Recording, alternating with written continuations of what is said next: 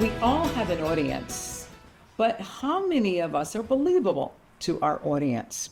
Well, today we're learning a little bit about that exactly. It's a book, it's a brand new book called Play You the Role of a Lifetime. And we're talking with the author, Pam Sherman. She is a former DNC columnist, she's a former lawyer, and she is currently still an actor. Yes. So nice to talk with you today. I'm so interested in delving into this book.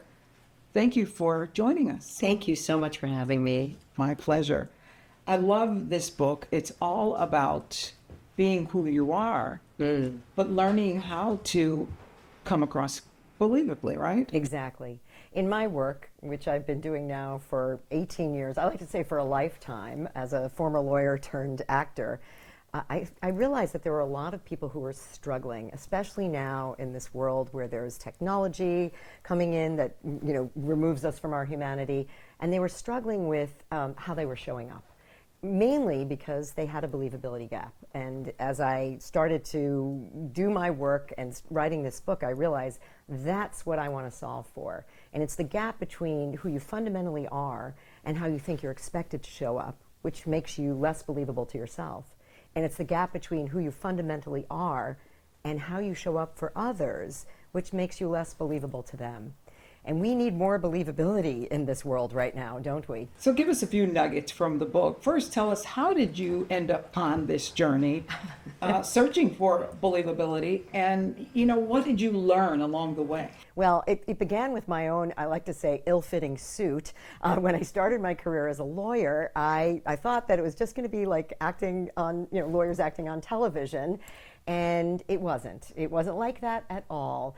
And, the metaphor of the ill-fitting suit, it was actual, and, cameos at the collar, remember back then, and big shoulder pads. And I decided, I was so frustrated, I would close the door and literally scream at the ceiling. I decided to go back to my first love, and I went into an acting studio, and I realized, wait, these people aren't pretending.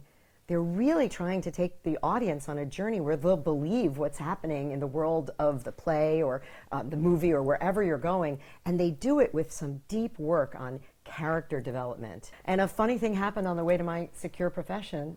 My law firm went out of business, and I became a full-time working actor, and then I was covered in People magazine, and I got a call, and it was from the head of training at the antitrust division of the Department of Justice, and she said, can you help make my lawyers more interesting? And I thought, well, let's play and use some of the techniques that actors use. And now I get to do that with leaders all over the world, whether it be students, the interns starting out, to the CEO.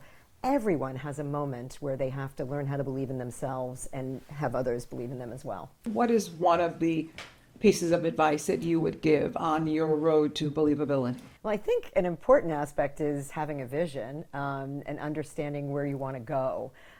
Yes, you have to do the work on yourself. You have to do the work on understanding your audience. But I would say one of my favorite chapters is the story of why a vision helps you to believe in yourself. There's all sorts of research that backs that people who have a vision but may have been taken off their path will actually go more quickly back on the path towards their vision if they had it in the first place. I like to say, there's a great quote in the book from Peter Senge that says, it's not what vision is, it's what vision does.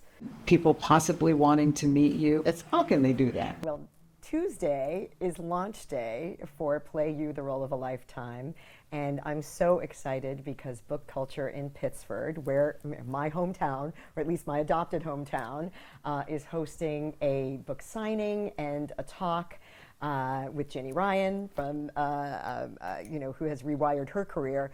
And we're going to talk about all of these issues in the book, and I hope people will come down, and more importantly, I hope they'll buy the actual book, because you can't write on your Kindle.